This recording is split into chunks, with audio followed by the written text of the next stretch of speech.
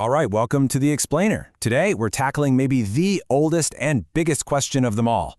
Does God exist? We're going to break down an absolutely epic debate between two intellectual heavyweights who approach this from completely different universes. So right out of the gate, we have the opening shot from Islamic scholar Mufti Shamail Nadwi. And listen to that claim. He's not messing around. He's not just trying to be convincing. He's aiming for a proof as rock solid and undeniable as basic math. And then, boom, the complete opposite perspective from the renowned poet and atheist Javed Akhtar. See, for him, faith isn't part of the logical toolkit at all. It's the leap you take when logic, reason, and proof just aren't there. These two quotes, right here, they set up the entire battlefield. So let's really set the stage for what this is. This isn't just an academic exercise. It's a clash between pure, abstract logic and the messy reality of human experience. It's a real clash of titans. So who are these two intellectual gladiators? On one side, you've got Javed Akhtar. He's a famous writer, an outspoken atheist, and he's coming at this with a whole lot of skepticism from a very human-centered point of view. And on the other side, Mufti Shamail Nadwi, a scholar who wants to build his entire case, brick by brick, on a foundation of pure logic. Okay, so before a single argument was even made, Mufti Nadwi did something really important. He laid down some very specific ground rules for the debate. And this is where things get really interesting. They decided to take a bunch of the usual arguments right off the table. Science? Nope, that's out, because you can't scientifically test something non-physical. Religious texts like the Bible or the Quran? Also out, because they don't share that as a common source of truth. And what about just demanding to see God? Mufti Nadwi calls that a childish demand. So get this, wasn't going to be a debate about miracles or molecules. They both agreed to one and only one weapon in this fight: pure, cold, hard logic and reason. That's it. All right, the stage is set, the rules are clear. Let's get into Mufti Nadwi's big argument for God. The one he says is as solid as 2 + 2. He uses this really simple analogy to get his point across. Picture this. You land on a deserted island. No one's ever been there before, and you find a pink ball just sitting on the beach. What's the first thing you think? You think, how'd that get here, right? You know it didn't just pop into existence. Someone had to make it. Well, Nadwi says just take that same exact logic and scale it up. Instead of a pink ball, think about the entire universe. The question, he argues, is exactly the same. Okay, so to really get what he's saying, we need to understand two big ideas. First, there are contingent beings. That's the ball, that's you, that's me, that's the planet.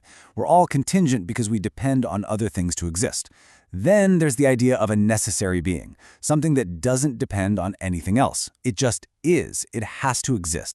So, for Mufti Nadwi, this is where it all clicks into place. The universe is contingent. It needs a cause. But what caused that cause? Well, something else did. And what caused that? You see the problem? You can't just have an infinite line of dominoes falling with nothing to push the first one. That's a logical dead end. So, he argues there must be a first cause that wasn't itself caused by anything. An uncaused cause. A necessary being. And that, he says, is what we call God. But Javed Akhtar, he's not even playing on that same field. He doesn't try to pick apart that logical chain. Instead, he goes for the jugular. He attacks the very foundation of religious belief itself, the whole idea of faith. He makes this really sharp distinction. He says, look, we all believe things. I believe the North Pole exists not because I've been there, but because there's tons of evidence, maps, photos, testimony. But faith, he argues, is totally different. Faith is what a religion asks of you when there is no evidence, when there is no proof. And that's the knockout punch for Akhtar. The very act of asking for faith is, in his view, an admission of weakness.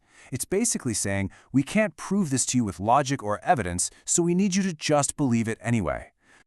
Okay, so the debate shifts gears here, from the purely logical to something much more raw and personal. They start talking about evil and why there's so much suffering in the world. And this is the question Akhtar puts on the table. And it's a tough one. If God is all good and all powerful, why do kids get sick? Why is there war? Why is there so much pain? How could a just and loving creator just stand by and let all of that happen? And you can just feel the massive gulf between them and their answers. For Akhtar, it's simple. Any being that has the power to stop a child from suffering and doesn't is not worthy of worship, period. But for Nadwi, our life here on earth is a test. God isn't just all-powerful, he's also all-wise. And in his wisdom, suffering and free will are necessary parts of this test. They're what allow us to be held accountable and would help us grow virtues like empathy and courage. And this all leads to the final showdown, the last big clash of the debate. And it all comes down to a really simple question. Who has to prove their case? Who has the burden of proof? So Akhtar pulls out this classic thought experiment. Imagine he tells you there's a tiny little teapot orbiting the sun, somewhere out past Mars. It's too small for any telescope to see. Now, is it your job to prove him wrong? Of course not. The person making the wild, extraordinary claim, the teapot claim, is the one who has to provide the proof. But wait, Mufti Nadwi has a counter for this. He says, hold on a second. Saying God does not exist isn't just a shrug of the shoulders. It's a huge claim about the ultimate nature of reality. It's a positive assertion. And if you're going to make a claim like that, he argues, you also need to back it up with logic. And that's where we're left, right? At this incredible standoff. Is atheism the default position until the believer can provide proof? Or is theism the logical default until the atheist can disprove it? Where that burden of proof lies? Well, that's not just some philosophical detail, it's the whole game. And it's a question we're all left to think about for ourselves.